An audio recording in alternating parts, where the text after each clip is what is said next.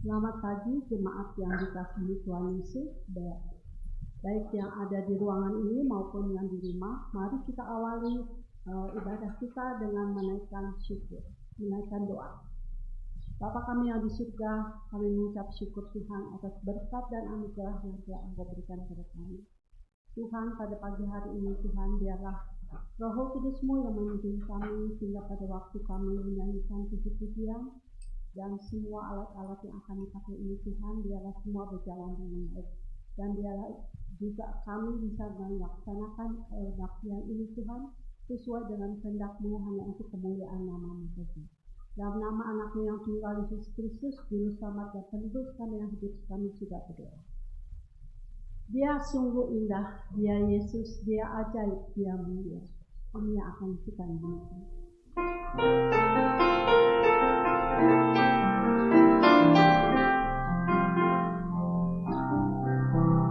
Sungguh indah, Dia Yesus, Dia ajaib, Dia mulia, Dia agung, Dia cinta daku,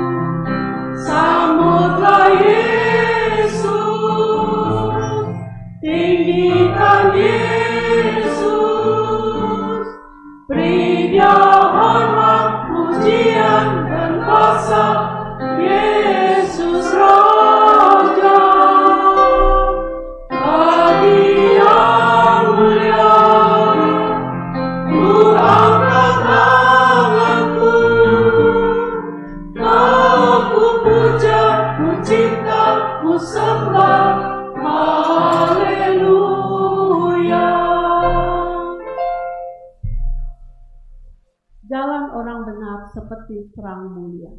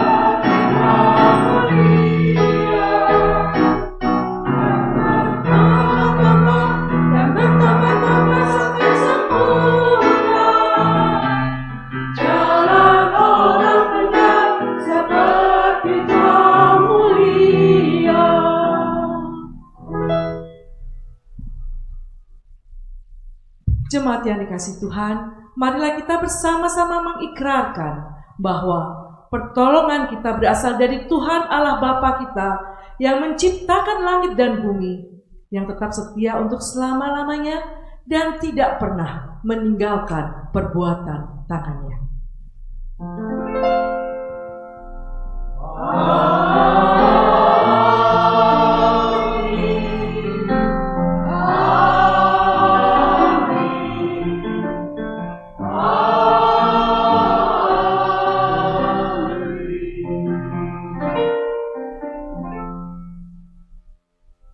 Kasih karunia dan damai sejahtera dari Allah Bapa kita dan dari Tuhan Yesus Kristus menyertai saudara sekalian. Seminggu sudah kita tidak berjumpa, mungkin 2 kali melalui online. Marilah kita memberikan salam sejahtera kepada saudara-saudari kita yang berada di ruangan ini. Mungkin kita nggak usah bersalaman karena masih ada yang takut ya. Kita memberi salam aja kepada saudara di sebelah kiri kita, muka belakang.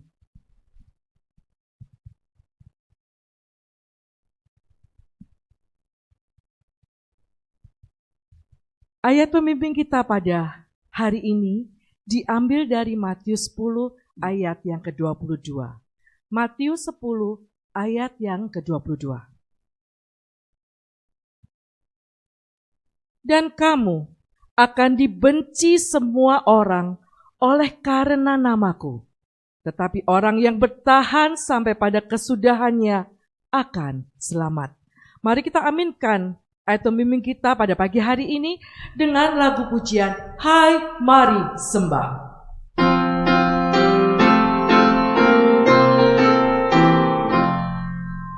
Hai mari sembah Yang Maha Besar, nyanyikan syukur dengan berteman, menisan umatnya yang Maha Esa, mulia namanya tak taya megah.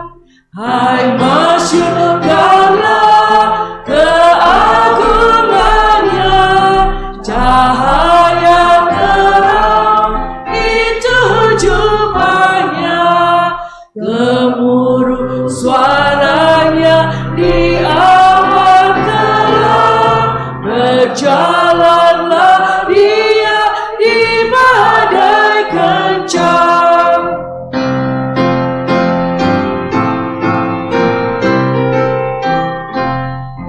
Yang Maha Besar, kekal kasih-Mu, malaikat memberi pujian merdu, pun kami makhluk-Mu kecil dan lemah, mengangkat pujian serta menyembah.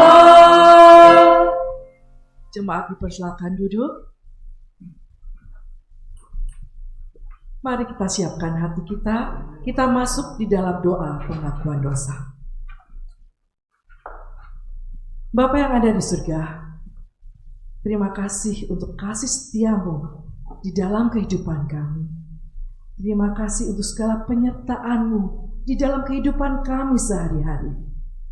Terima kasih untuk segala berkat-Mu yang Kau berikan kepada kami, sehingga kami boleh menikmati kehidupan kami di dunia ini, Bapa.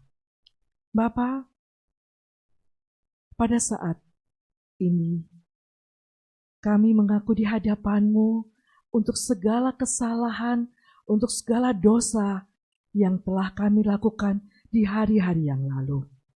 Bapa, kami seringkali mengatakan kami manusia yang lemah, tapi kami seringkali merasa kuat di dalam menjalani kehidupan kami tanpa mengikut sertakan Engkau di dalam kehidupan kami, di dalam rencana-rencana kehidupan kami.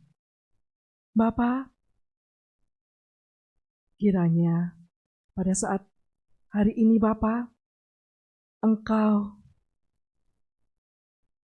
mendengarkan segala keluh dan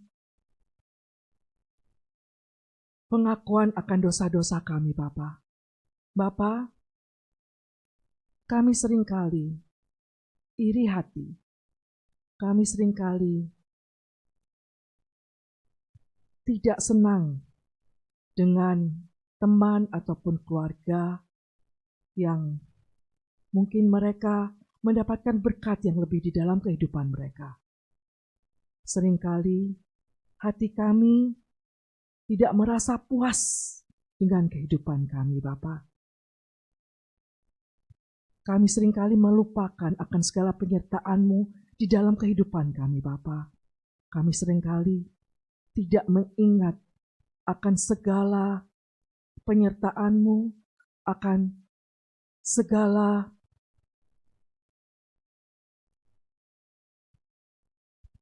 atas semua yang telah Kau berikan di dalam kehidupan kami. Kami selalu mengeluh. Kami selalu tidak sabar dengan apa yang kami inginin. Kami seringkali melupakan waktu-Mu, Bapa, karena kami merasa waktu kami yang terbaik di dalam kehidupan kami. Biarlah pada hari ini, Bapa, kami memohon akan hikmat-Mu di dalam kehidupan kami, sehingga kami boleh menjalani kehidupan kami sesuai dengan kehendak-Mu, dan kehidupan kami boleh menjadi kemuliaan bagi nama-Mu. Terima kasih Bapa yang ada di surga. Doa ini hanya kami panjatkan di dalam nama Yesus Kristus, Allah yang selalu mengasihi kami. Amin. Sebelum kita mendengarkan firman Tuhan, marilah kita menyanyikan lagu pujian Rohku Tenang, Tuhan besertaku.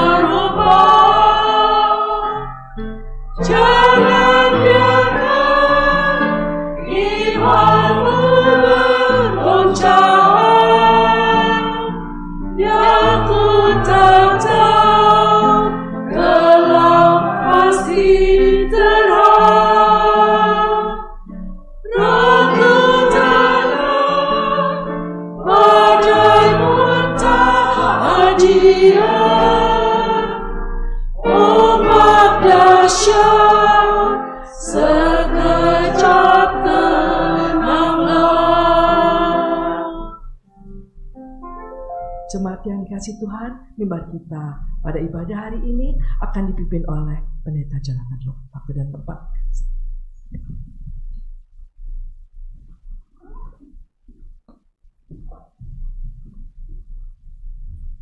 Selamat pagi, jemaat kekasih Tuhan kita Yesus Kristus. Mari kita berdoa terlebih dahulu sebelum kita membuka firman Tuhan. Mohon Roh Kudus memimpin kita di dalam pemberitaan firman Tuhan. Mari kita berdoa.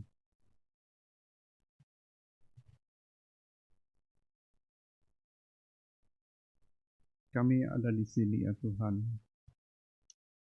Kami membutuhkan firman-Mu untuk menghidupi jiwa kami, supaya kami boleh berjalan di dalam jalannya Tuhan, dan tetap setia sampai mati, walaupun ada berbagai kesulitan di dalam hidup kami.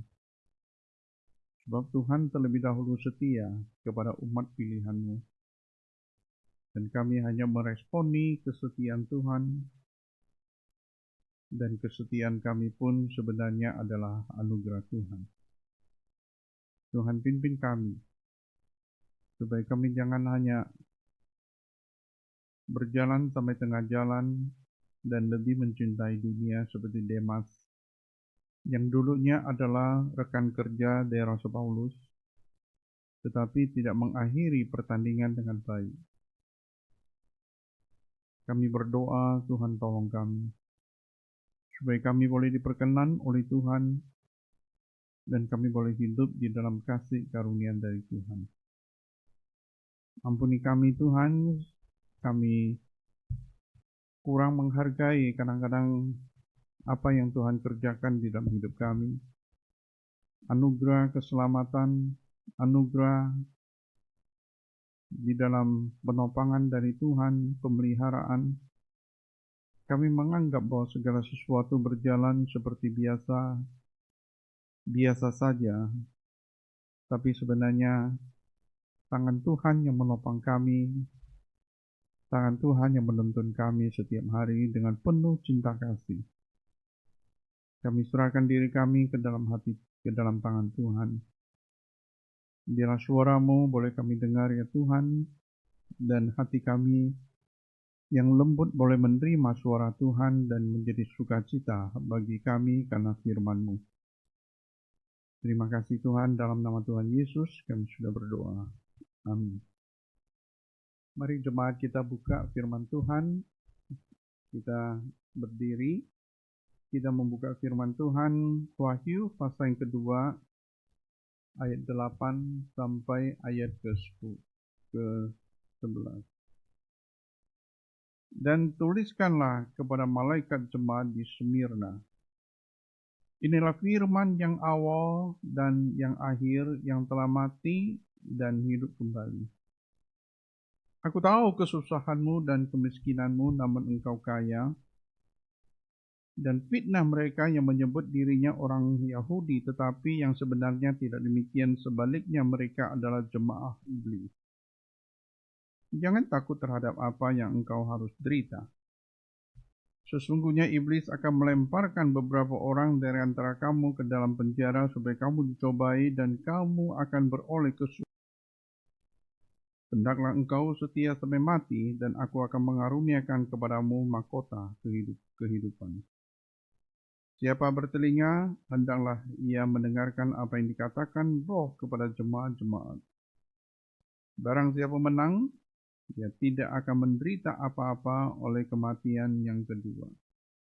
Haleluya. Bahwa jemaat itu adalah milik Tuhan yang begitu berharga seperti malaikat itu. Tapi singkatnya, jemaat atau malaikat jemaat di Smirna itu adalah gereja yang di Smirna. Kita akan lihat tentang kota Smirna dan juga mengenai masalah ekonomi strategis daripada kota Smirna ini. Smirna itu kotanya 75 kilo dari Efesus. Efesus adalah kota besar, satu kota dagang, satu kota yang kayak LA begitu, yang banyak orang datang untuk mencari kesempatan bisnis. Smyrna itu tidak mau kalah dan mengatakan bahwa kami lebih hebat daripada Efesus. Kami letaknya itu di pinggir laut, dan itu merupakan satu kota singgah para pedagang atau saudagar. Satu kota yang letaknya itu indah sekali, bahkan penduduk Smyrna mengatakan bahwa kota Smyrna itu kota yang paling agung pada zaman itu. Jadi saudara, orang-orang yang tinggal di Smyrna itu bukan orang sembarangan. Yaitu orang-orang yang sebenarnya cukup berpendidikan dan juga orang yang kesempatan bisnis itu besar sekali. Dan di situ ada pagoda yang indah sekali, menjadi satu tempat turisme pada zaman itu juga, saudara. Nah, di tengah-tengah kota itu, Smyrna, jemaat Tuhan dibangun. Satu pertanyaan, siapa yang membangun kota itu, membangun jemaat itu? Mungkin adalah Rasul Paulus. Sebab pada waktu Rasul Paulus kunjungi ke Asia, dia memberitakan firman Tuhan dan dikatakan di dalam Kisah Rasul bahwa tidak ada seorang pun yang tidak mendengar firman Tuhan. Baik orang Yahudi maupun orang Yunani. Kemungkinan saudara bahwa dari situlah jemaat Smyrna itu dibangun. Di tengah-tengah kehebatan kota itu, di tengah-tengah letak yang strategis, di tengah-tengah banyak orang yang ke sana mencari kesempatan untuk memulai karyanya. Smyrna itu, saudara, satu jemaat yang dipuji oleh Tuhan. Tidak seperti jemaat yang lain kecuali jemaat Pergamus. Smyrna tidak seperti jemaat di Laodikia yang dikatakan suam-suam kuku.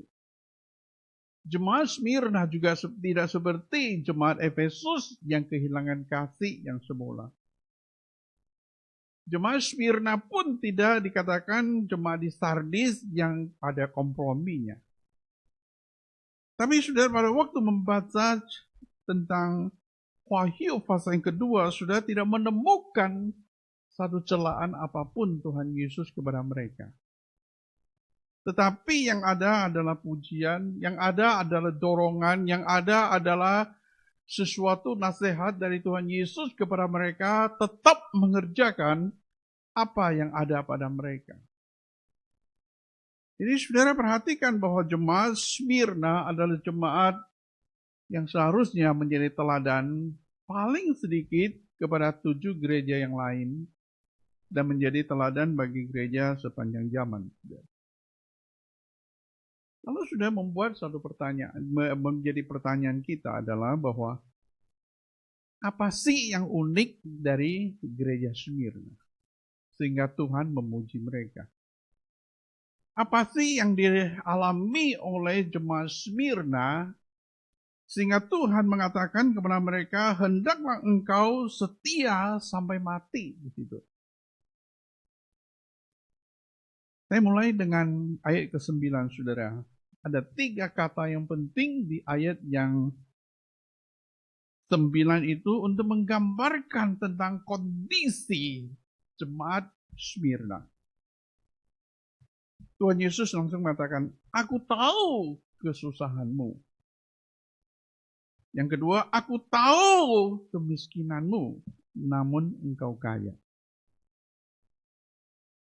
3 kata yang singkat, tetapi saudara kalau merenungkan lebih dalam, sudah akan mengetahui tentang apa sebenarnya kondisi yang dialami oleh jemaat Smyrna dan apa yang ada di dalam kekayaan daripada jemaat Smyrna itu. Aku tahu kesusahanmu di dalam bahasa aslinya itu distress atau tribulation. Yaitu penderitaan yang kamu alami. Penderitaan itu begitu berat bagi kamu. Penderitaan itu bukan disebabkan oleh dosa mereka, tetapi oleh orang yang dari luar gereja. Langsung Tuhan Yesus mengatakan, kamu difitnah. Jelas sekali, kamu difitnah. Siapa yang memfitnah di situ? Dikatakan, menyebut dirinya orang Yahudi. Ada kemungkinan bahwa jemaat Smyrna itu adalah orang Kristen Yahudi yang pada waktu itu mengalami penderitaan oleh karena bangsanya sendiri, yaitu orang Yahudi sendiri. Bahkan dikatakan bahwa sebenarnya mereka adalah jemaat iblis. Mengapa disebut jemaat iblis, saudara? Yaitu mereka adalah jemaat itu adalah perpanjangan tangan iblis untuk menganiaya orang-orang Kristen. Atau saudara boleh katakan bahwa mereka adalah jemaat yang sebenarnya menolak tentang Mesaya, seperti iblis menolak Mesaya. Mereka memang sengaja untuk menghancurkan kekristenan, menghancurkan pekerjaan Tuhan, dan tidak mengakui bahwa Yesus adalah Tuhan di situ. Bahkan dikatakan bahwa distress-nya itu begitu luar biasa. Ayat yang ke-10 dikatakan, melemparkan beberapa di antara kamu ke dalam penjara tanpa sebab, karena difitnah. Jadi sudah pada waktu jemaat membaca surat itu, ada beberapa orang yang sebenarnya karena nama Tuhan mereka ada di dalam penjara. Karena nama Tuhan mereka kehilangan pekerjaan. Karena nama Tuhan mereka dibunuh. Karena nama Tuhan mereka mengalami berbagai macam siksaan yang berat sekali. Dan kemudian saudara, Tuhan Yesus mengatakan bukan hanya jemaah iblis, tapi dibaliknya itu iblis. Penderitaan itu disebabkan oleh iblis. Penderitaan orang Kristen itu memang dilakukan oleh kelompok orang-orang tertentu, tetapi spiritnya itu sama dengan spirit iblis itu. Kadang-kadang kita menggambarkan bahwa iblis itu adalah sesuatu momok yang mengerikan gitu. Tapi bisa datang dalam bentuk bisik-bisikan orang-orang yang paling dekat dengan kita untuk melawan Tuhan. Pada waktu Tuhan Yesus mengatakan bahwa Mesaya akan menderita, kemudian akan mati dan disalibkan, 3 hari kemudian bangkit, Petrus cepat-cepat tarik Tuhan Yesus dan membisikkan, jangan sekali-sekali jangan. Tapi Tuhan Yesus melihat di balik itu adalah spirit daripada iblis yang sedang bekerja, kemudian menggoda begitu luar biasa kepada Petrus, kemudian menegur Tuhan untuk menegur Tuhan Yesus. Demikian juga saudara, kalau kita lihat bahwa di balik penderitaan itu adalah pekerjaan iblis. Di balik penderitaan itu iblis sedang bekerja dengan hebat di tengah-tengah kamu. Aku tahu kesusahanmu, saudara dikatakan. Bukan Tuhan Yesus tidak tahu. Dia tahu. Yang kedua, kemiskinanmu. Bahasa aslinya kemiskinanmu itu adalah miskin sampai nggak punya apa-apa. Itu miskin sekali. Miskin sampai seperti pengemis. Saking miskinnya pengemis, dia nggak punya apa-apa, yang ada itu adalah dirinya sendiri. Sudah pernah lihat orang miskin? Saking miskinnya di rumah itu, tanah yang dia bangun itu bukan punya dia. Tempat yang dia bangun tidak dia beli, dia ambil. Kemudian lantainya pun itu lantai yang tidak ada apa-apanya, cuma tanah. Suatu saat saya bawa anak saya yang paling besar ke daerah Tangerang, itu di Teluk Naga, dan kami adakan pelayanan sosial di tempat itu, dan kemudian mengunjungi penduduk di tempat itu. Waktu sampai di satu rumah, rumahnya sederhana sekali, ada meja, kemudian lantai pun itu dari tanah, samping kiri kanan itu dari atap, dan kemudian tempat tidur, dapurnya pun nggak apa-apa begitu. Lalu anak saya bilang, saya itu belum pernah berpikir bahwa ada orang miskin semiskin itu. Dia baru tahu, saudara. Kadang-kadang baik juga bahwa anak-anak pergi melihat orang yang nggak punya apa-apa supaya dia tahu bersyukur sedikit ya, paling tidak gitu. Saya belum pernah melihat orang miskin sampai miskin sekali, nggak punya apa-apa lagi. Kata miskin itu dipakai di sini bukan miskin secara rohani, tetapi miskin secara materi. Nah, suatu kontradiksi, saudara. Mengapa jemaat di Smyrna tinggal di satu kota yang strategis, banyak pedagang di situ, orang-orang yang begitu mempunyai kesempatan untuk mencapai karya dia dan ambisi. Lalu jemaat itu hidup miskin di situ. Apa artinya, saudara? Disitulah, saudara, kita lihat bahwa ada perserikatan perdagangan di tempat itu, di daerah Smyrna. Yaitu orang-orang Yahudi bentuk perkumpulan. Kalau kamu masuk ke anggota kami, kamu boleh dagang dan kamu boleh beli. Masuk anggota kami, kamu harus memenuhi persyaratan, mungkin ikut upacara ini, mungkin ikut ini, melakukan dan ini dan itu, saudara. Tapi karena ini jemaat ini tidak mau melakukannya seperti itu, maka saudara mereka dipersulit. Surat dagang pun itu tidak akan keluar kalau dibikin. Pada waktu mereka bisnis, dia lihat orang Kristen itu pun dikucilkan, saudara. Pada waktu mereka mau bekerja, tahu mereka orang Kristen, itu pun bisa dipecat dan kemudian akan disusahin. Sehingga orang Kristen hidup di tengah-tengah jemaat, di tengah-tengah kota Smyrna yang begitu hebat di Asia, tetapi jemaat itu miskin, nggak punya apa-apa. Mari kita lihat satu ayat di Wahyu pasal yang ketiga. Di Wahyu pasal yang saya lihat di ayat keberapa nanti. Pasal ketiga, 16 dan 17. Sorry, saya catat salah itu.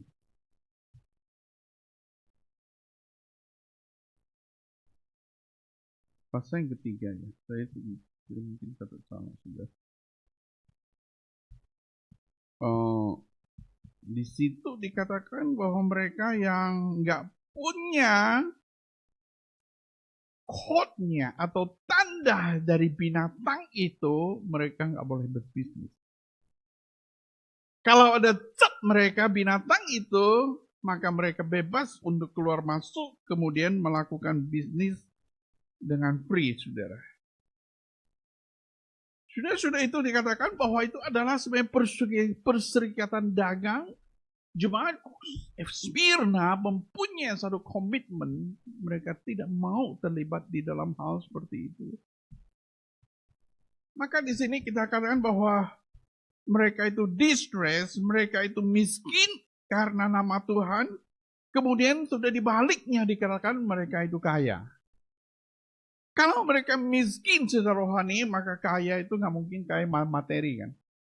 Tapi kaya di sini itu adalah kaya di dalam kemurahan Tuhan, kaya di dalam iman, kaya di dalam spirituality, saudara.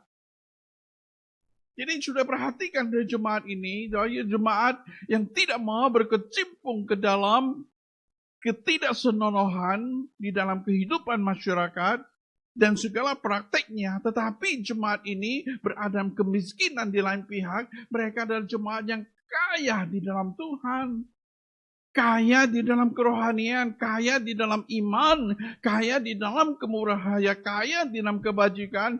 Inilah sudah membuat jemaat Smyrna jemaat yang unik sekali, saudara. Tuhan Yesus mengatakan, aku kedatang memberikan kelimpahan.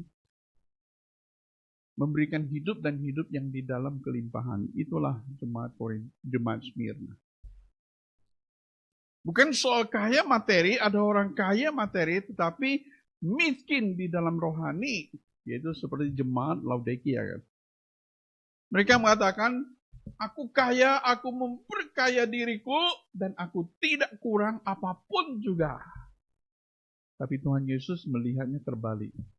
Kamu itu miskin dan kamu itu melarat. Tapi kamu tidak tahu. Karena mereka mencintai dunia, sudah mereka tidak mencintai Tuhan. Oleh sebab itu dikatakan Tuhan berdiri di depan pintu hati dan mengetuk. Kalau mereka membuka hati untuk Tuhan, maka Tuhan masuk dan bersekutu dengan mereka. Tuhan bagi jemaat Laodikia itu hanya nama saja.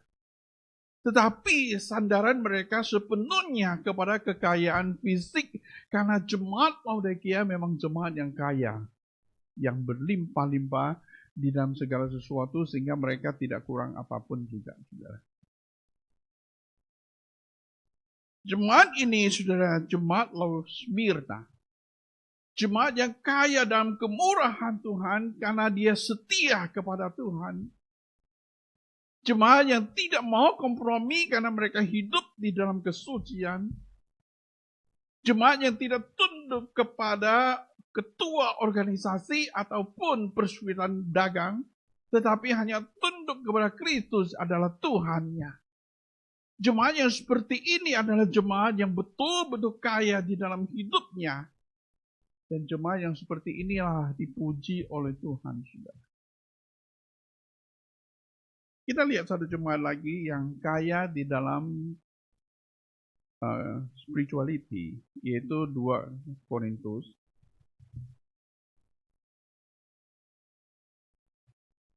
Pasal yang ke-7.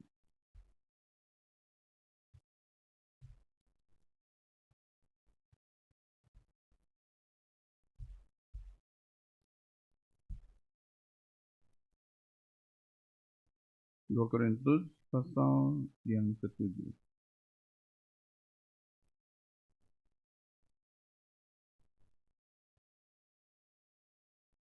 Kita coba lihat di ayat yang pasal yang ke-8 ayat yang kedua. 2 Korintus 8 ayat kedua. Sekali dicobai dengan berat dalam berbagai penderitaan, sukacita mereka meluap. Dan meskipun mereka sangat miskin, namun mereka kaya dalam kemurahan. Itu jemaat di Makedonia. Rasul Paulus memberikan kesaksian bahwa jemaat Makedonia adalah jemaat yang dikehendaki oleh Tuhan karena jemaat ini adalah jemaat yang kaya dalam kemurahan Tuhan, dalam kebajikan. Oleh sebab itu mereka memberi melampaui apa yang diharapkan oleh Rasul Paulus. Walaupun secara materi mereka itu miskin, saudara. Jadi pemberian bukan karena tergantung seberapa banyak materi yang dimiliki, tetapi seberapa luas hati seseorang terhadap sesamanya, dan seberapa jauh seseorang memberikan hati kepada Tuhan, saudara. Kalau kemurahan Tuhan di dalam hidup, di dalam hatinya, maka dia bermurah hati kepada orang lain, saudara. Itu mau dikatakan kepada jemaat Makedonia di sini, sama seperti jemaat di Smyrna, mereka itu betul-betul satu jemaat yang kaya. Apa yang membuat mereka kaya? Kolose pasal yang ketiga ayat ke-15 dikatakan bahwa kelimpahan Kristus. Ayat 16 dikatakan bahwa firman Tuhan itu berlimpah-limpah di dalam hatinya. Sehingga mereka itu hidup dituntun oleh Roh Kudus dan dipenuhi oleh Roh Kudus. Dan jemaat yang seperti inilah saudara, kelimpahan oleh karena kuasa firman Tuhan yang bekerja di dalam hidupnya. Ini kekayaan dari internal, saudara. Kekayaan yang seperti ini sudah tidak bisa diambil oleh siapapun juga. Kekayaan seperti inilah membuat jemaat Smyrna bisa menang terhadap penderitaan yang dia alami. bisa setia sampai mati karena nama Tuhan, saudara. Sudah perhatikan lagi tentang apa yang nasihat dari Tuhan kepada mereka tentang jemaat Smyrna. Tadi kita sudah katakan tentang kekayaan mereka. Tapi sekarang suatu dorongan tentang kesetiaan di situ. Kamu akan menghadapi penderitaan, jangan takut. Penderitaan itu tidak disingkirkan pada kamu. Ini penting sekali, saudara. Tuhan mampu singkirkan penderitaan. Tetapi di sini Tuhan mengatakan tidak akan disingkirkan. Kamu akan menderita. Tetapi saudara, Tuhan mengatakan kamu harus setia. Tuhan bisa jauhkan penderitaan yang kita alami, tapi sudah penderitaan jangan kita cari. Tetapi seandainya Tuhan tidak jauhkan, kita pun sebenarnya berpendirian kepada iman yang sejati kepada Tuhan. Teman-teman Daniel diminta untuk menyangkal imannya. Beribadah kepada dewa yang didirikan oleh Kaisar. Dia mengatakan bahwa Tuhanku mampu menyingkirkan dari siksaan di perapian. Tapi jikalau dia tidak mau, aku pun tidak mau menyembah. Nah, ini luar biasa. Kesetiaanku kepada Tuhan tidak pernah bukan sesuatu alternatif dan tidak bisa ditoleransi. Tuhan mampu membebaskan aku, tetapi itu tergantung kebebasan dari Tuhan. Kalau Tuhan mau, Tuhan lakukan. Kalau Tuhan tidak mau, imanku tetap berdiri pada keyakinan kepada Kristus Yesus. Setia itu artinya, saudara, itu berdiri teguh. Berdiri teguh itu sama dengan pistos atau dengan iman. Tahu siapa yang dipercaya, kemudian dia berdiri teguh, tidak beranjak pada waktu situasi berubah. Jadi setia itu sangat tergantung kepada internal pengetahuan atau pengenalan akan Tuhan. Walaupun situasi itu sudah berubah, kesetiaannya tetap, saudara. Kesetiaan itu tidak menoleh ke kiri dan ke kanan, tetapi berpegang kepada komitmen imannya itu. Jadi kamu harus setia sampai mati di situ. Kenapa jemaat Smyrna bisa seperti itu? Karena dia mengenal siapakah Tuhan. Karena Tuhan di dalam hidupnya, dia hidup bagi Tuhan. Dia mengenal bahwa Tuhan adalah sahabatnya. Oleh sebab itu penderitaan dari luar tidak bisa menggoncangkan imannya. Tapi justru meneguhkan dia bahwa dia hidup di dalam Tuhan. Iblis memang punya intention penderitaan itu untuk menggoncangkan. Seperti Petrus, Tuhan Yesus mengatakan bahwa iblis menapi kamu. Itu seperti menggoncangkan kamu untuk menjatuhkan kamu. Tetapi Tuhan Yesus sudah mendoakan Petrus. Iblis selalu bekerja untuk menjatuhkan. Tetapi Tuhan melalui penderitaan, kesulitan yang di dalam hidup ini untuk menguji bagaimana seberapa jauh kita telah menerima firman Tuhan di dalam hati kita, saudara. Jangan salahkan penderitaan kalau kita tidak berdiri teguh. Tetapi kita mesti evaluasi sampai seberapa jauh selama ini saya mendengar firman Tuhan. Dan sampai seberapa jauh firman Tuhan telah berkuasa di dalam hidupku. Bagaimana saya bisa tahu seberapa jauh firman Tuhan berkuasa? Itu perlu ada ujian, perlu ada kesusahan, perlu ada distress, perlu ada tribulation di dalam hidup kita. Internal kita itu yang akan menentukan di mana kita berdiri.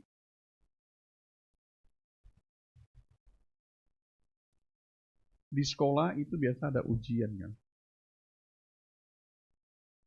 guru mengajarkan materi yang sama kepada 20 murid. Guru harus keluarkan soal ujian pada hari tertentu atau ujian akhir. Lalu ada anak yang tertentu yang ujian akhir di kelas seperti dengar baik-baik, tapi waktu ujian akhir nilainya buruk sekali. Lalu dia pulang nangis. Mak, saya nggak naik kelas, ujiannya buruk katanya. Ini apa? Guru salah sih keluarkan ujian kepada saya.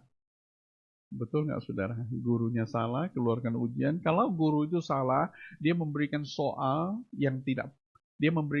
nggak pernah diajarkan. Betul kan? Tapi kalau guru memberikan soal memang pernah diajarkan, maka kalau anak itu gagal di dalam ujian, dia nggak boleh mengatakan gurunya yang nggak benar. Guru-gurunya salah. Ujian itu tidak menjatuhkan, tetapi ujian itu hanya untuk melihat seberapa jauh anak itu sudah menerima materi dari guru, betul nggak? Demikian juga saudara iman kita. Ada orang yang mungkin di dalam gereja mengatakan, wah khotbahnya bagus dan saya punya beriman kepada Tuhan. Luar biasa firman Tuhan, lalu sharingkan kepada orang lain. Tetapi kalau tidak ada ujian, kita tidak tahu sampai seberapa jauh firman itu berakar di dalam dirinya kan. Tapi pada waktu ada sakit, penyakit, ada kesusahan, pada waktu ada orang yang mungkin membuat dia susah, atau pada waktu ada orang yang menganiaya dia, di situ baru tahu sebenarnya ada kasih Kristus nggak di dalam hidupnya. Ada kesetiaan dari Tuhan nggak di dalam hatinya. Jadi saya tidak boleh mengomong tentang diriku bahwa saya ada orang yang menjadi pengikut Tuhan dan saya adalah orang yang setia kepada Tuhan jikalau tidak melalui suatu proses ujian, saudara. Kalau ujian itu datang, kemudian kita mesti evaluasi, bukan mempersalahkan Tuhan. Hati-hati, saudara.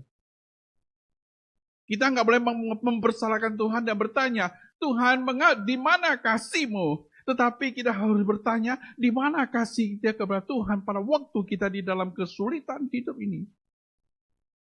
Kita mesti bertanya, seberapa jauhkah kita selama ini sudah mengecap atau sudah menerima firman yang kita baca dan kita peroleh itu. Yang kita hafal itu termasuk ke dalam hati dan berakar tidak. Sehingga melalui ujian, disitulah orang itu akan terlihat dengan jelas. Apakah betul-betul ada kelimpahan dari dalam ataukah sesuatu yang hanya nempel saja di luar, saudara. Jemaat Smyrna, saudara. Saudara bisa bayangkan. Walaupun banyak hal tidak dicatat. Tetapi saya yakin semua jemaat Smyrna, mereka mendengar firman Tuhan, mereka membaca firman, hati mereka penuh dengan limpahan syukur. Mereka berdoa dengan dipenuhi oleh Roh Kudus. Mereka mengalami penderitaan, penganiayaan, mereka bisa memuji Tuhan. Mereka mungkin kehilangan anak, mereka kehilangan suami, berada dalam penjara, tidak tahu masa depannya. Mereka tetap berpegang kepada keyakinan akan Tuhan. Jemaat semuanya bersatu hati, saudara. Maka Tuhan memuji mereka. Dan Tuhan melihat bahwa ada kesulitan, ada penderitaan. Tetapi yang membuat mereka bisa berdiri tahan setia sampai mati, itu karena internal melimpah, yaitu firman Tuhan, kuasa Roh Kudus, kekayaan Allah itu melimpah terus menerus di dalam hatinya. Membuat seseorang itu tahan terhadap ujian, sudah. Kalau tidak, Tuhan Yesus mengatakan bahwa pada waktu seorang mendengar firman Tuhan itu seperti perumpamaan, yaitu seorang berdiri di atas pasir dan juga ada orang yang berdiri di atas bebatuan. Pada waktu hujan datang, angin kencang dan sebagainya, siapakah yang berdiri teguh? Bukan mereka yang ada di pasir, tetapi mereka yang berdiri di atas batu itu. Itulah jemaat Smyrna. Dan Tuhan berkata, saudara, kamu beroleh susahan 10 hari saja. 10 hari itu bukan berarti hitung secara kuantiti, hari 1, 2, sampai 10, bukan itu. Tetapi 10 hari penderitaan itu sesuai dengan waktunya Tuhan. Itu semua akan berlalu. di sini untuk mengatakan, aku yang berdaulat terhadap segala sesuatu yang engkau alami. Penderitaan ada waktunya, kesusahan ada waktunya. Engkau harus tahu bahwa segala sesuatu itu akan berakhir. Tuhan tidak mencabut penderitaan, tetapi Tuhan menyertai penderitaan yang kita alami dan menyertai segala kehidupan kita, saudara. Tuhan dengan dirinya menjamin, saudara, bahwa kita boleh menghadapi semuanya itu. Hanya 10 hari saja. Tidak lama, saudara. Kekayaan rohani itulah dari internal membuat jemaat Smyrna menjadi satu jemaat yang menjadi teladan bagi gereja yang lain, bahwa gereja di sepanjang zaman harus memperhatikan keindahan dari dalam pada waktu kita hidup di dalam dunia dari zaman ke zaman. Bedanya adalah buntut penderitaan, tetapi selalu kita mengalami penderitaan juga di dalam dunia ini, saudara. Jadi saudara, yang membuat kita berdiri teguh di dalam Tuhan itu adalah kelimpahan Tuhan, kelimpahan dari firman Tuhan yang hidup kita, membuat kita bisa berdiri setia sampai mati.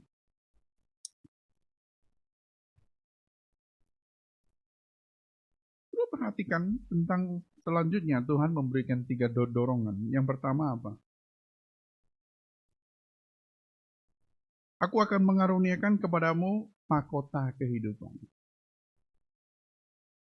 Ayat ini Tuhan Yesus mengatakan bahwa penderitaan yang kamu alami, kesusahan yang kamu alami sebenarnya itu adalah pertandingan iman. Mahkota kehidupan, bukan mahkota yang fana. Seorang olahragawan pada zaman itu mengikuti suatu pertandingan dan kemudian dia mengejar mahkota yang fana, dikasih di kepala, taruh di kepalanya, dan itu menjadi satu kebanggaan.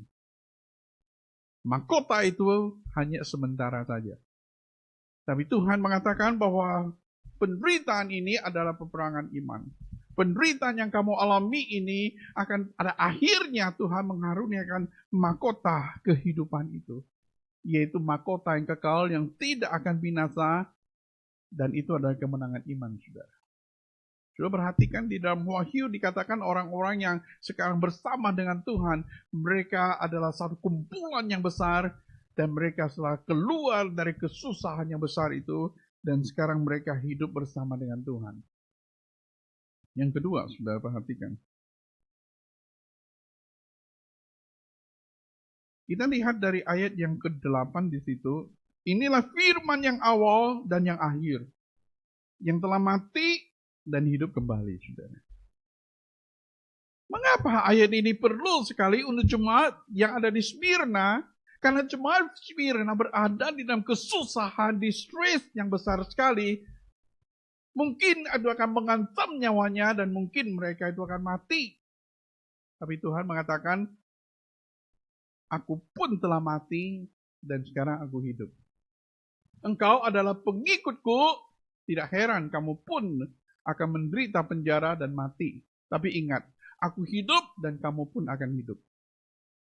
Tuhan memberikan jaminan kemenangan bukan karena pada kemampuan mereka untuk menang terhadap kesusahan yang mereka alami, tetapi saudara, Kristus yang sudah menang itu. Sehingga saudara mereka boleh berbangga, tetap mempunyai keyakinan yang teguh di dalam Kristus Yesus, bahwa penganiaya kita, jemaah iblis, dan iblis yang bekerja di belakang itu, tidak mungkin akan menang terhadap peperangan ini. Jadi iman kita harus senantiasa mengarah kepada Kristus yang hidup. Yang ketiga, ayat 11b, sudah perhatikan. Barang siapa menang, ia tidak akan menderita apa-apa oleh kematian yang kedua, saudara. Ada kematian kedua, berarti ada kematian yang pertama.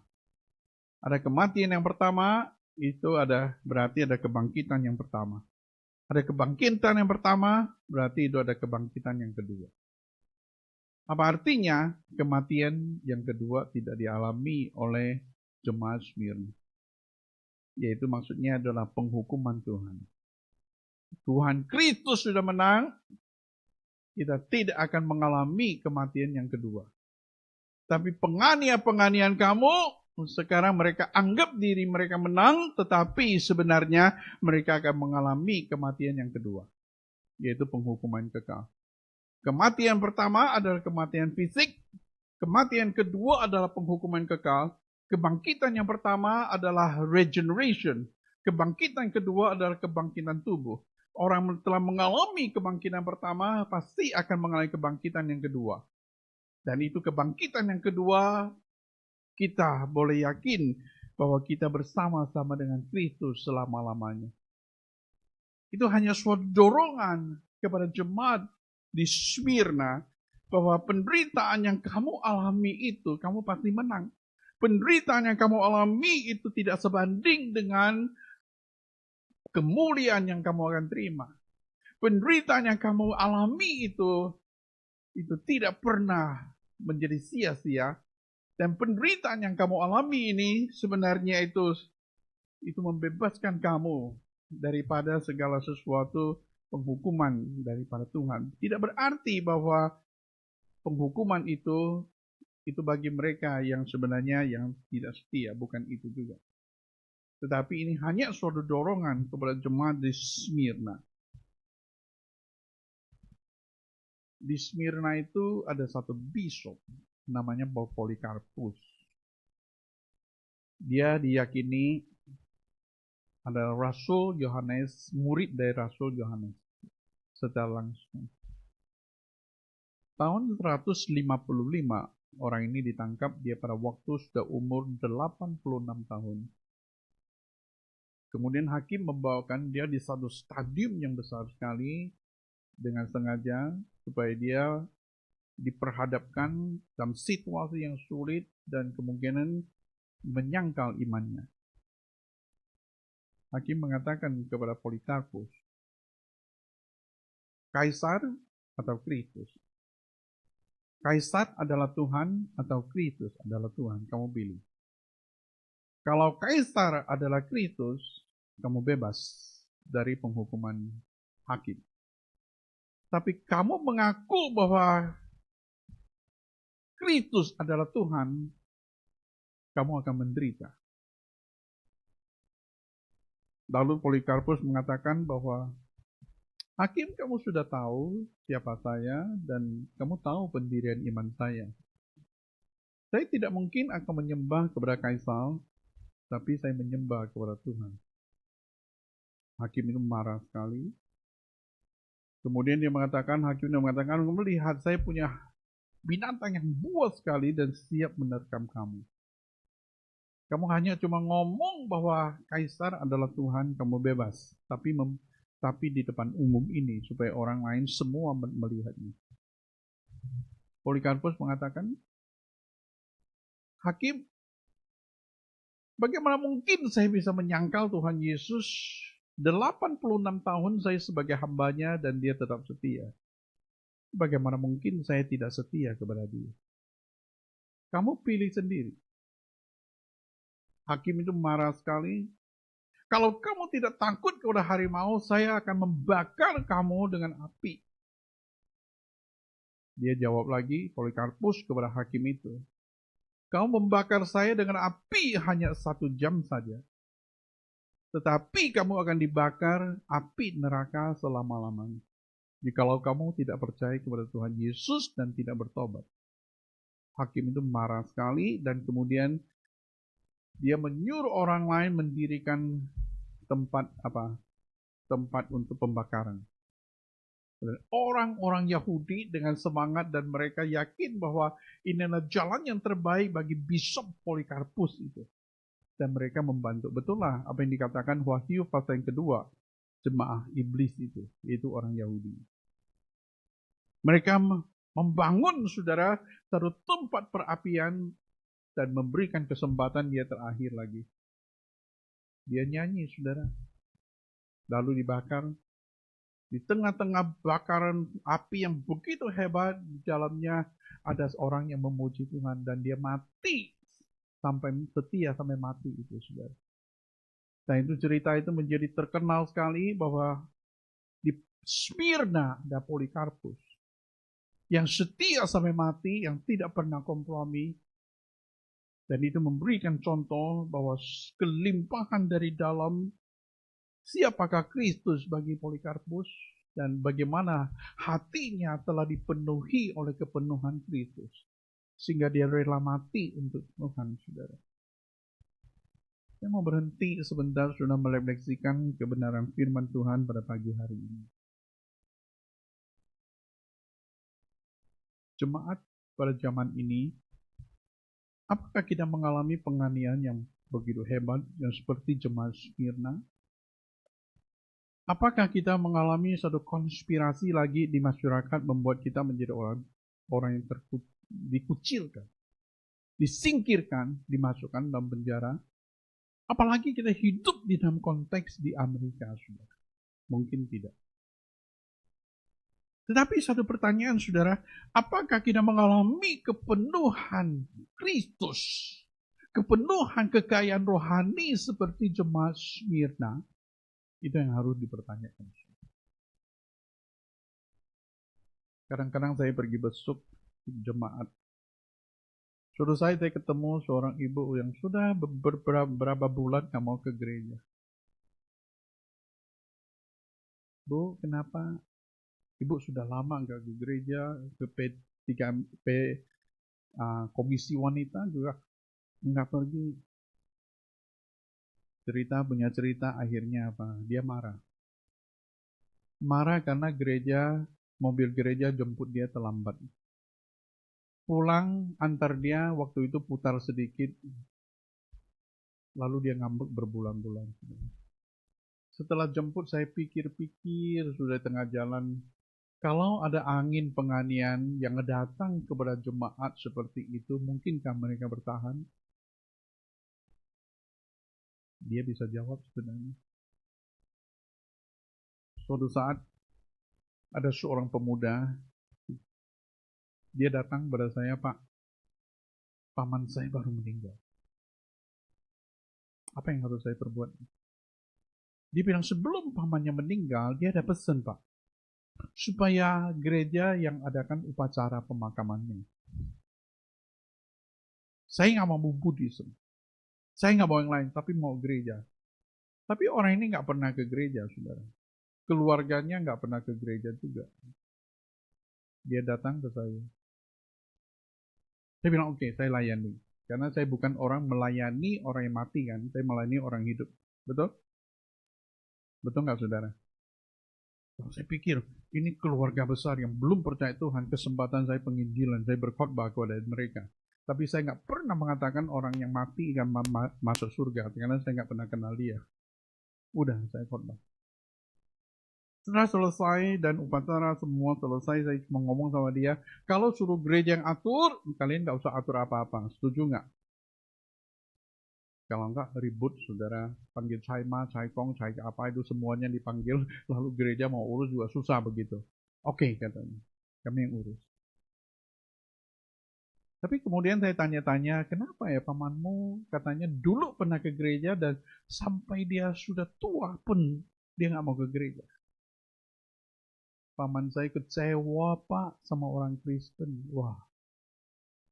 Kecewa sama orang Kristen dari muda sampai dia tua, sampai dia mati pun gak ke gereja. Saya tidak mau menghakimi, saudara. Cuma saya berpikir terus, saudara.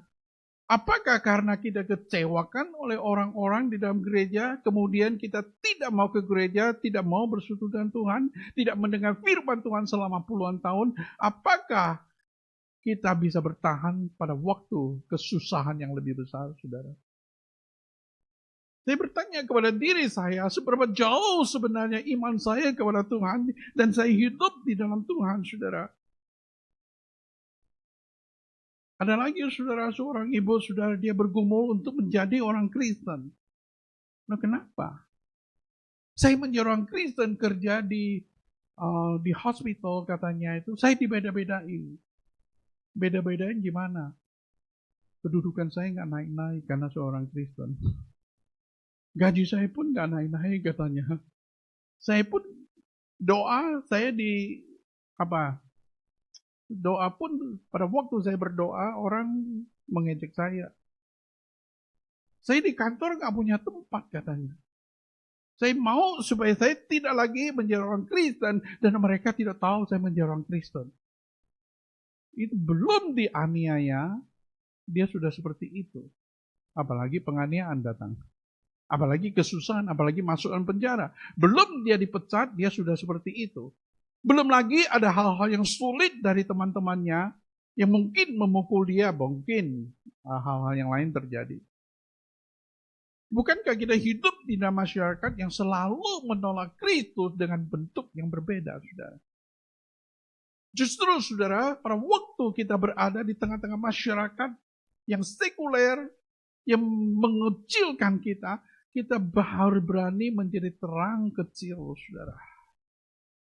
Disitulah kita bersaksi, melakukan pekerjaan dengan penuh tanggung jawab, dipercayakan, bisa dipercayakan, kita lebih daripada orang-orang yang ada di sekitar kita. Kenapa? Karena saya dedikasikan seluruh pelayanan saya kepada Kristus. Di mana engkau berada, mungkin di situ sedikit sekali orang Kristen bahkan menganiaya orang Kristen di dalam bentuk psikologi atau bentuk mental. Disitulah saudara menjadi satu calling untuk bersaksi di tengah mereka. Tapi siapakah yang bisa bersaksi kepada Tuhan di tengah-tengah masyarakat yang seperti itu? Yaitu mereka yang dipenuhi oleh kelimpahan Kristus. Kamu miskin, kamu susah, tetapi kamu kaya di dalam Kristus, saudara. Disitulah saudara kita bisa berbicara pada waktu kita di rumah, kita bisa berbicara pada waktu kita di kantor, kita bisa berbicara saudara pada waktu kita berada di tengah-tengah teman yang menghina kekristenan sehingga mereka menutup mulutnya. Bahwa memang orang ini adalah Kristus, ada kelimpahan rohani, ada bijaksana dan kuasa dari Tuhan. Kalau kita membaca kisah Rasul, saudara, orang-orang Kristen dikatakan penduduk sekitarnya, tetangga mereka itu takut terhadap mereka. Namun hormat. Ini perhatikan, takut namun hormat. Bisa juga mereka kelompok orang Kristen, kelompok aneh sehingga perlu dihindari, takut terhadap dia. Tetapi namun hormat ini sesuatu yang bagus artinya. Masyarakat tahu siapakah mereka karena percaya kepada Kristus, ada kelimpahan dari dalam. Tetapi saudara, mereka melihat dirinya tidak sekudus orang-orang kudus yang ada di tetangganya. Dulu mereka tahu bagaimana hidup mereka sama dengan tetangganya. Tapi karena sudah percaya kepada Kristus, hidup mereka itu diubah oleh Tuhan dan semua orang bisa menyaksikannya. Ini kelimpahan dari dalam, saudara. Inilah pada waktu tetangga-tetangga menganiaya mereka, hati mereka pun sungkan, saudara. Dan pada waktu seandainya penganiayaan itu datang, saudara, mereka tetap berdiri teguh di dalam Tuhan. Sebab hidup mereka tidak pernah tergantung kepada segala sesuatu yang mereka miliki, termasuk pekerjaan. Tapi tergantung sepenuhnya kepada Tuhan. Habakuk pasal yang ketiga, 17-18, dia mengatakan, seandainya aku hilang segala sesuatu. Harta mereka adalah domba, kambing, binatang yang sebagainya, tanah milik, buah, anggur, segala sesuatu mereka hilang. Tapi dia katakan, aku tetap beria-ria di dalam Tuhan. Karena Tuhan ada keselamatanku.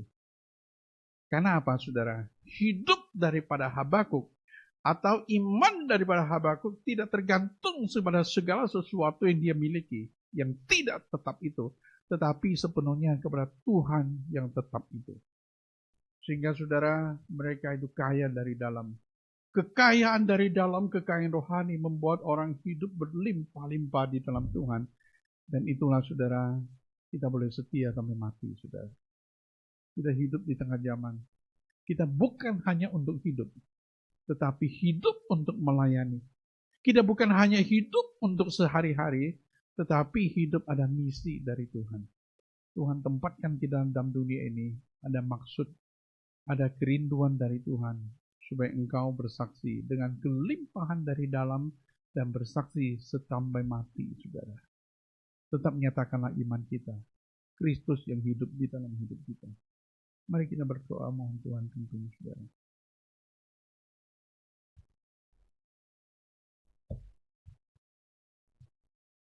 Tuhan, tolong kami.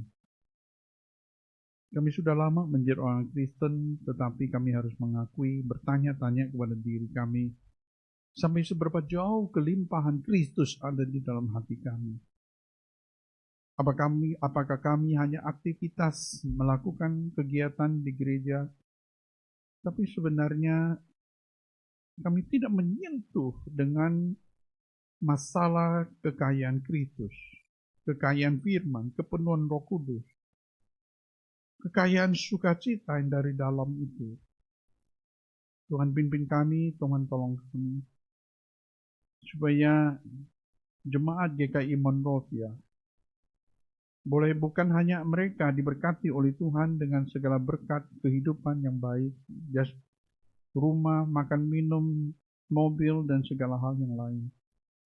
Tapi yang terutama hidup hati mereka diberkati oleh Tuhan dengan kelimpahan rohani, sehingga membuat mereka mampu melihat segala sesuatu dari sudut Tuhan, memikirkan segala sesuatu dari Tuhan, dan menghendaki segala sesuatu apa yang Tuhan kehendaki. Sehingga terjadi pembaharuan di dalam hidupnya, dan Tuhan pimpin dari hari ke hari supaya mereka boleh setia sampai mati di tengah-tengah dunia yang melawan Tuhan.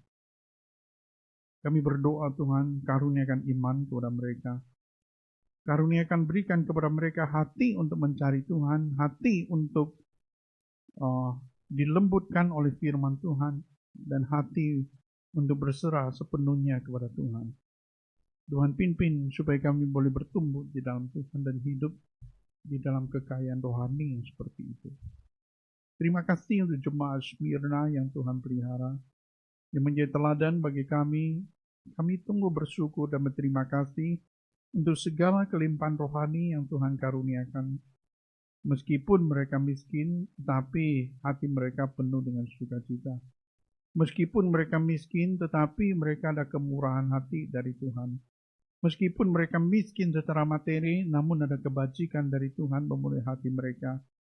Meskipun mereka miskin, namun mereka tidak pernah menjadi minta-minta.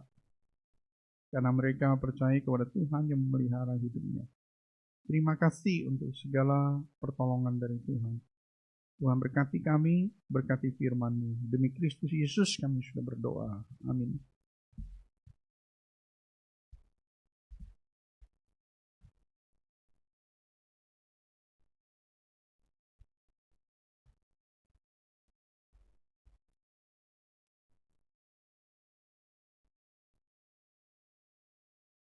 Saya undang Bapak Ibu sekalian untuk bangkit berdiri. Mari kita bersama-sama dengan jemaat segala abad dan tempat, kita ikrarkan pengakuan iman rasuli kita. Aku percaya kepada Allah, Bapa yang Maha Kuasa, Khalik langit dan bumi, dan kepada Yesus Kristus, Anak yang tunggal Tuhan kita, yang dikandung dari Roh Kudus, lahir dari anak darah Maria, yang buta sengsara di bawah pemerintahan Pontius Pilatus, disalibkan, mati dan dikuburkan, turun ke dalam kerajaan. Pada hari yang ketiga, bangkit pula dari antara orang mati, naik ke surga, duduk di sebelah kanan Allah, Bapa yang Maha Kuasa. Dan dari sana ia akan datang untuk menghakimi orang yang hidup dan yang mati. Aku percaya kepada Roh Kudus, gereja yang kudus dan am, persekutuan orang kudus, pengampunan dosa, kebangkitan orang mati, dan hidup yang kekal. Amin. Jemaat bisa duduk kembali.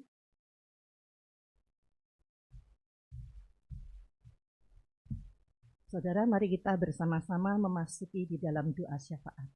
Bapa yang di surga, kami bersyukur padamu Tuhan, sampai hari ini Tuhan setia memimpin kami. Tuhan dengan setia memelihara kami, melindungi kami, sehingga kami boleh hari ini berbakti kepadamu ya Tuhan.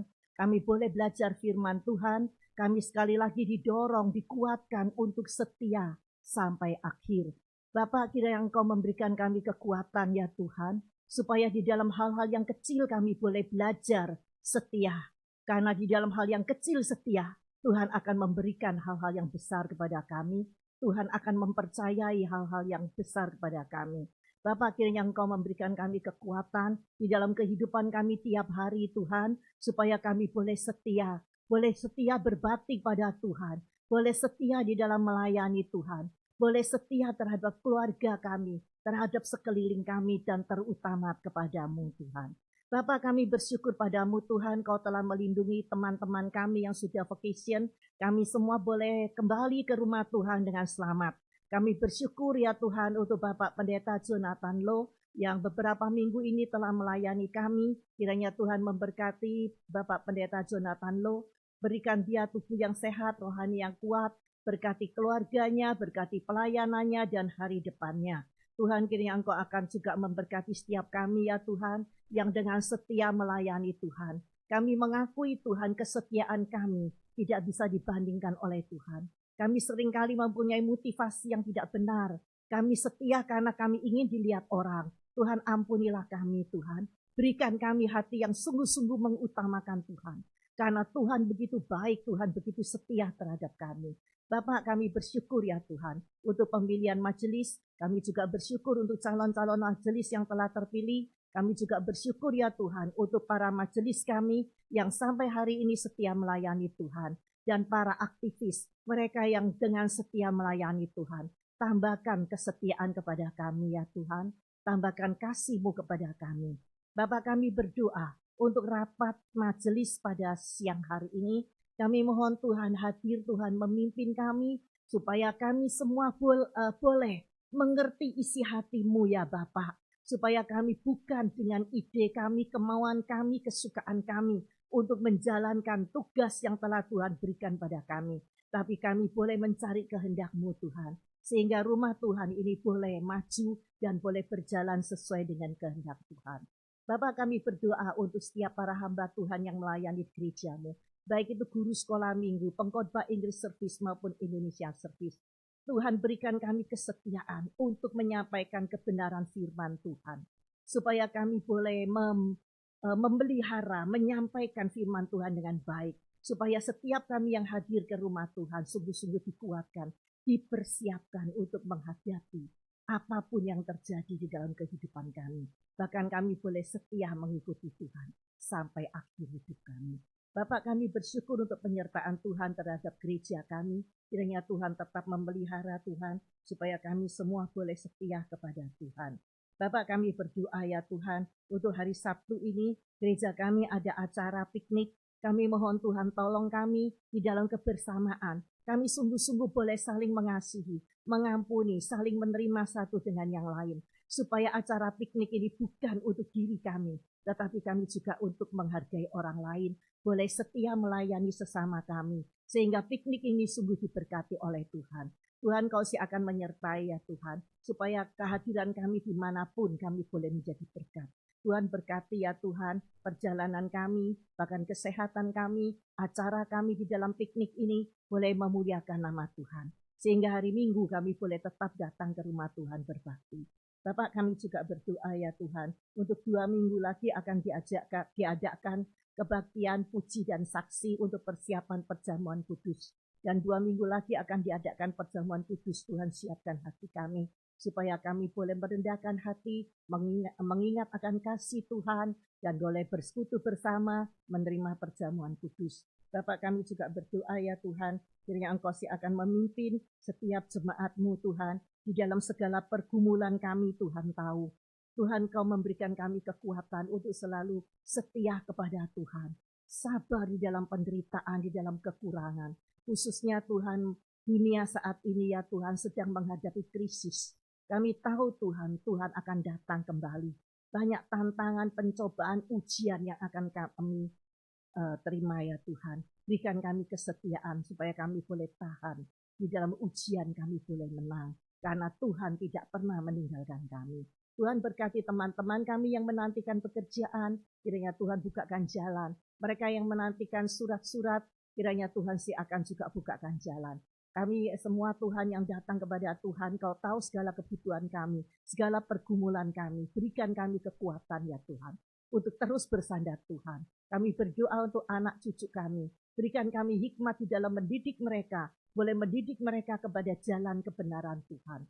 baik anak cucu kami yang tinggal bersama kami maupun di luar kota, luar negeri. Kami mohon Tuhan Engkau menyertai mereka, supaya mereka boleh hidup takut kepada Tuhan, supaya mereka boleh terus setia kepadamu ya Tuhan. Terima kasih ya Tuhan, kami serahkan ya Tuhan untuk bangsa dan negara kami Indonesia. Kami bersyukur Tuhan tetap memimpin sampai hari ini. Untuk pemilu tahun depan kiranya Tuhan Kau campur tangan, supaya Indonesia boleh diberkati Tuhan. Jemaat Tuhan, anak-anak Tuhan boleh bebas berbakti, bahkan mereka juga boleh menjadi saksi Tuhan yang hidup. Kami juga berdoa untuk negara Amerika yang kami tinggali. Bapa, kasihanilah bangsa Amerika. Mereka sudah jauh dari Tuhan. Mereka tidak setia kepada Tuhan. Ampunilah mereka Tuhan. Tuhan berikan Bapak Presiden, wakil dan menteri-menteri untuk kembali kepada Tuhan. Karena negara ini didirikan karena Tuhan. Tuhan tolong ya Tuhan. Anak-anak kami yang sekolah di Amerika. Tuhan tolong iman mereka, Tuhan pelihara. Berikan kami hati yang mendidik mereka dengan baik, sehingga anak-anak tidak terpengaruh. Bapak, kami berdoa untuk gereja-gereja yang ada di Amerika.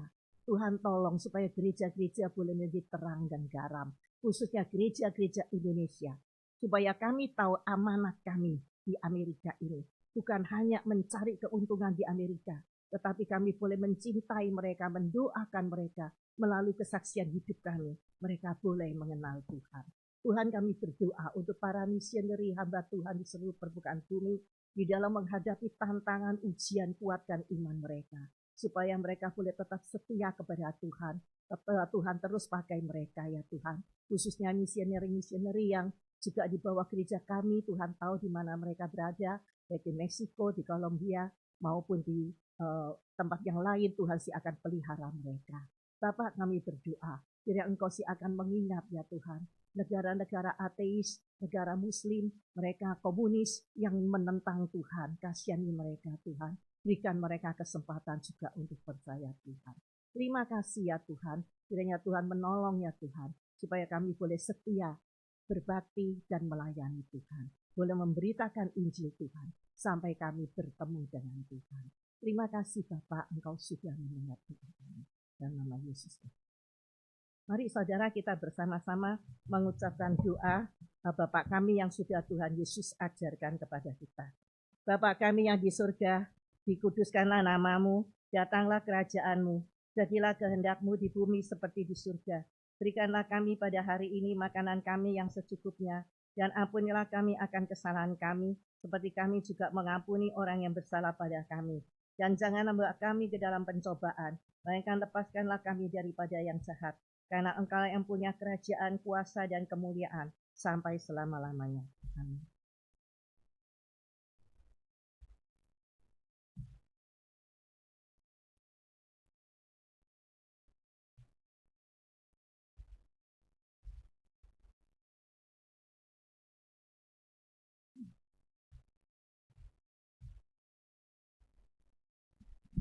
Jemaat yang dikasihi Tuhan, saatnya untuk kita memberikan persembahan syukur kita.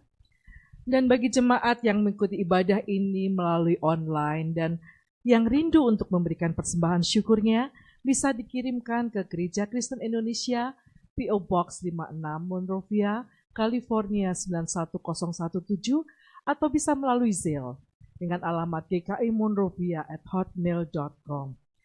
Mari kita mengiringi persembahan kita dengan lagu pujian Kasih Tuhan Yesus Tiada Bertepi. Dan jemaat bisa bergantian memberikan persembahan syukurnya di kantong persembahan yang telah disediakan. Kasih Tuhan Yesus Tiada Bertepi.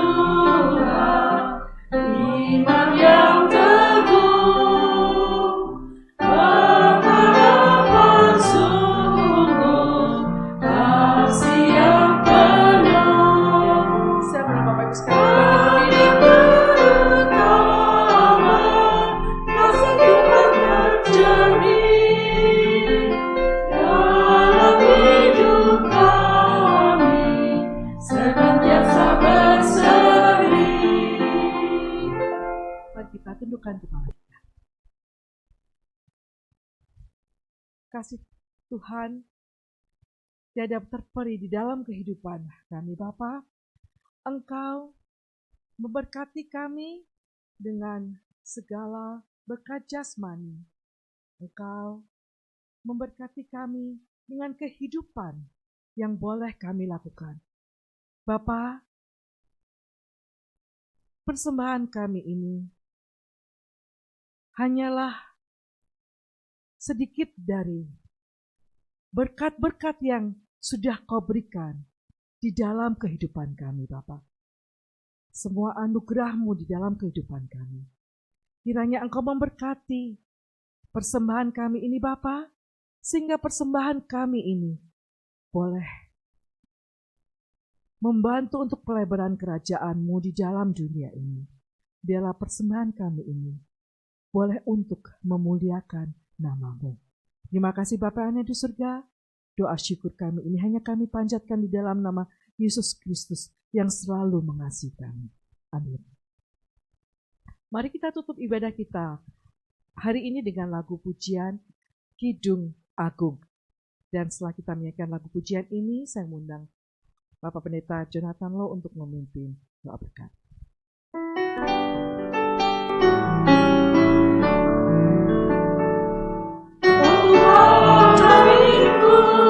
Cepat mengikutmu, hatiku denganmu berpacu. Biar angin bertiup dan badai mengamuk, ku makin pancarkan harummu. Tuhan kan terindah yang puaskan hatiku. Kau milikku dan ku milikmu. Gelombang menderu, gelombang menempuh, kan ku iringi kau selalu. Oh Tuhan, cariku, cepat mengikutmu, hatiku denganmu berpacu. Biar angin bertiup dan badai mengamuk, ku makin pancarkan harummu. Tuhan yang terindah, yang puaskan hatiku. Kau milikku dan ku milikmu. Gelombang menderu, gelombang menempuh, kan ku iringi kau selalu. Jemaat kekasih Tuhan Yesus Kristus, mari kita arahkan hati kepada Tuhan dan dengan iman kita menerima berkat dari Tuhan. Kiranya kasih karunia dari Tuhan kita Yesus Kristus, kasih Allah yang tidak terbatas dan persekutuan dengan Allah Roh Kudus, mulai hari ini sampai selama-lamanya. Amin.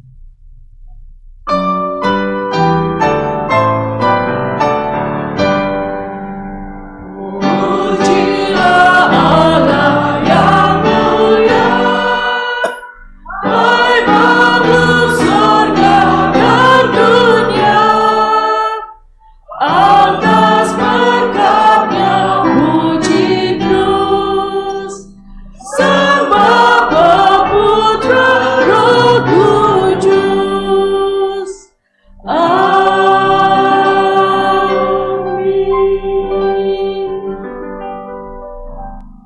Jemaat dipersilakan duduk dan saat teduh untuk kita.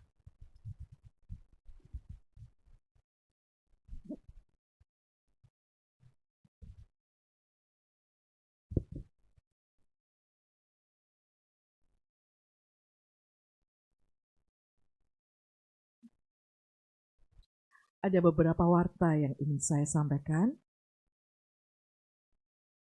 Kegiatan kita, kegiatan rutin kita untuk selama seminggu depan adalah persekutuan doa. Setiap Senin jam 8 melalui online. Persekutuan doa hari Rabu jam 7.30 juga melalui online dan dipimpin oleh Ibu Elizabeth Liao. Pemahaman Alkitab masih libur sampai nanti tanggal Jun 9 akan dimulai lagi.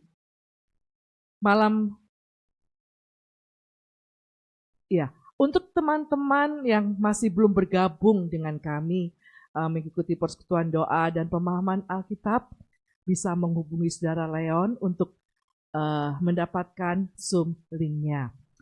Dan saya juga ingin mengumumkan untuk malam puji dan saksi pada hari Sabtu Jun 3 akan dilakukan jam 6 sore yang akan dipimpin oleh Ibu Elizabeth Liao melalui online. Dan perjamuan kudus akan diadakan pada Jun 4 dipimpin oleh Reverend Ed Trainer dan disediakan 2 kantong persembahan, warna kuning untuk diakonia dan warna merah untuk umum. Dan saya akan, Saudari Reni akan mengumumkan untuk jemaat yang akan diadakan pada Sabtu depan.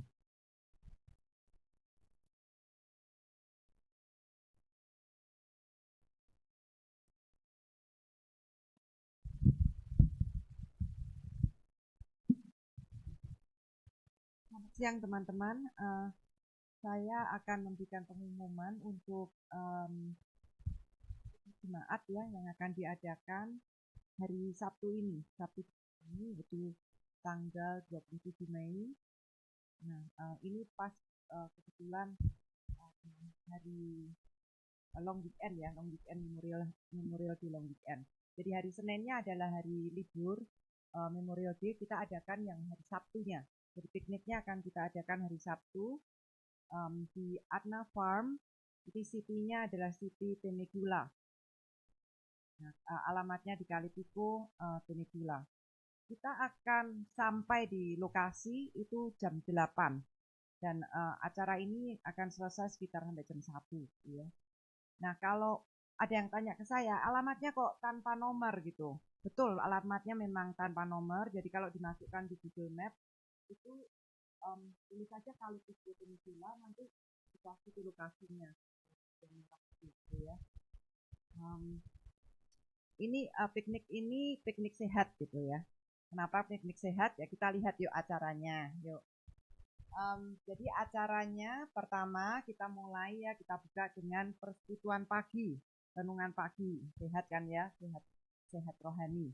Nah, ini kita akan adakan di gedung kayak building serbaguna gitu. Bagi mereka yang takut jalan lama, don't worry karena ini buildingnya persis di depan jalan gitu ya, jadi gampang aksesnya. Ya, nah setelah itu nextnya setelah acara persekutuan doa kita akan adakan hiking, sehat kan ya, sehat jasmani yang ini. Nah bagi mereka yang nggak mau ikut hiking gitu ya, nggak apa-apa, bisa tinggal ngobrol di tempatnya tadi yang building serbaguna tadi, sambil ngobrol sambil menikmati udara segar kan juga sehat kan ya. Nah kalau yang ikut hiking kita akan adakan ada dua macam trailnya, 2 medan. Yang satunya lagi itu medannya medium lah untuk yang paling tinggi. Yang satunya lagi yang seperti saya ini ya, itu ikut yang medan yang gampang, yang biasa gitu. Nah meskipun yang medannya medium juga don't worry ya, ini enggak seperti naik gunung Fujiyama gitu pakai tali atau apa ini ya. Jadi pretty easy lah mungkin untuk orang-orang yang sering hiking gitu ya. Nah, saya anjurkan untuk teman-teman pakai sepatunya sepatu olahraga, atau kalau yang punya hiking shoes ya itu lebih ideal. Jangan pakai sandal jepit ya, soalnya takutnya nanti kepleset atau kesleo gitu. Nah, juga bawa air sendiri-sendiri, masing-masing bawa air. Oke, nah ini nanti hiking sekitar 45 menit, terus akan kembali lagi ke tempatnya yang tadi, gedungnya yang serbaguna tadi, jadi bisa kumpul bersama-sama lagi di tempat tadi ya, persekutuan tadi. Nah setelah itu akan nextnya adalah fruit picking. metik buah gitu. Ini kan juga sehat ya, sambil olahraga, apalagi admissionnya free, terus all you can eat. Yang dipetik di sana, dimakan di sana free. Tapi ya of course ya, yang is a free all you can eat, tapi nggak all you can bring ya, yang dibawa pulang rumah ya bayar dong ya. Nah, fruitnya apa aja? Itu ada Tenggu Mandarin, jeruk gitu yang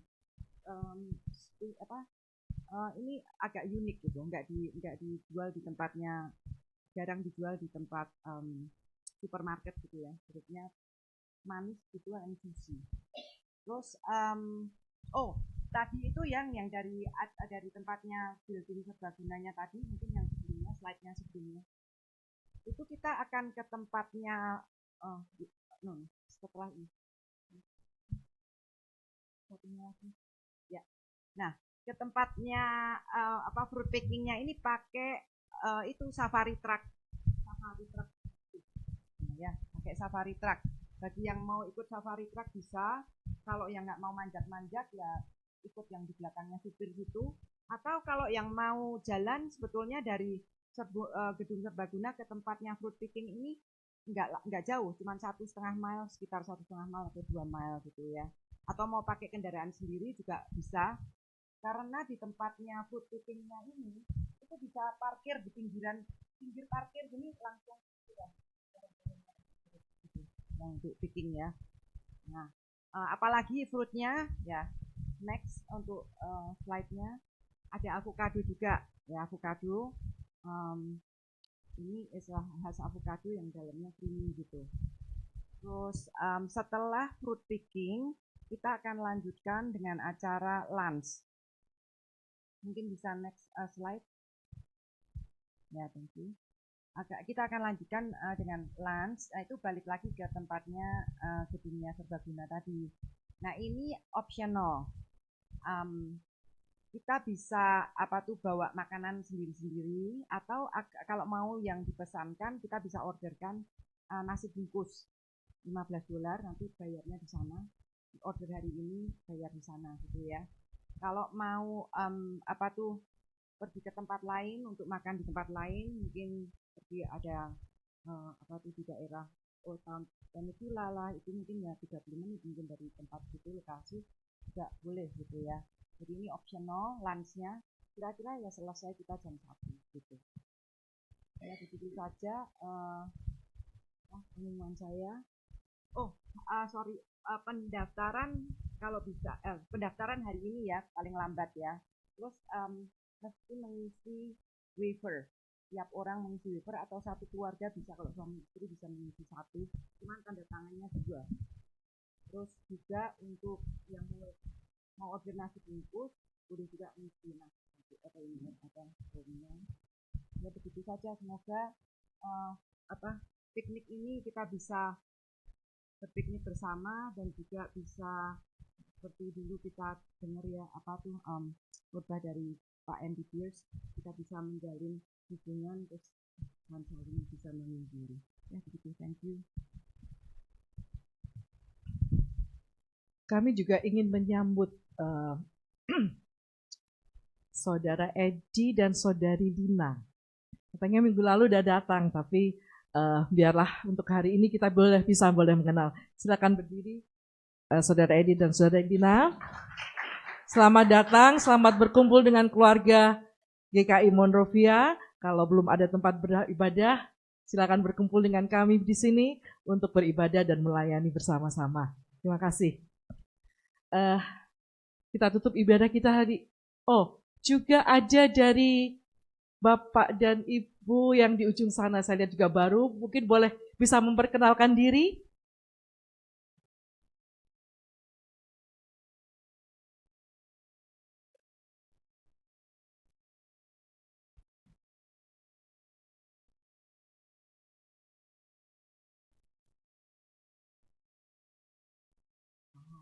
Selamat datang, selama di sini bisa bergabung beribadah bersama dengan kami di sini. Terima kasih. Mari kita tutup ibadah kita hari ini dengan doa. Bapak yang ada di surga, terima kasih untuk ibadah hari ini. di mana kami boleh mengikutinya dari awal hingga akhir. Terima kasih Bapa, kiranya Engkau memberikan hikmat-Mu di dalam kehidupan kami, kiranya kami boleh menjalani kehidupan kami bertahan sampai akhir Bapa. Terima kasih Bapa yang ada di surga. Sebentar kami keluar dari ruangan ini, biarlah kami tetap boleh memuliakan nama-Mu di dalam percakapan kami. Kiranya kami boleh tetap memuliakan nama-Mu juga di dalam kehidupan kami. Terima kasih Bapa, doa ini kami panjatkan demi nama Yesus Kristus, Juru Selamat kami yang hidup. Amin. Selamat hari Minggu, Tuhan memberkati.